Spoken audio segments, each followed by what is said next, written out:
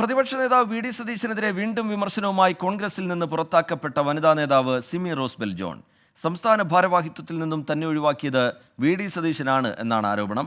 അവസരം ലഭിക്കാൻ ചൂഷണത്തിന് നിന്നുകൊടുക്കണമെന്ന സിമിയുടെ ആരോപണത്തിൽ കോൺഗ്രസ് മറുപടി പറയണമെന്ന് CPIM ആവശ്യപ്പെട്ടു.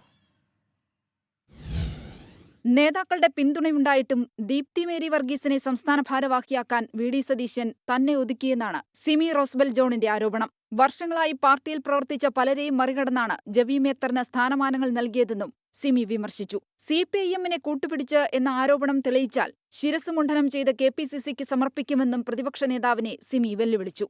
ഞാൻ വെല്ലുവിളിക്കുന്ന അദ്ദേഹത്തോട് തെളിയിക്കാനായിട്ട് വെല്ലുവിളിക്കുന്ന CPM-ആയിട്ട് ഗൂഢാലോചനയുണ്ടെങ്കിൽ ഞാൻ ശിരസ് മുണ്ഡനം ചെയ്ത് KPCC-ക്ക് സമർപ്പിക്കുന്നതാണ്.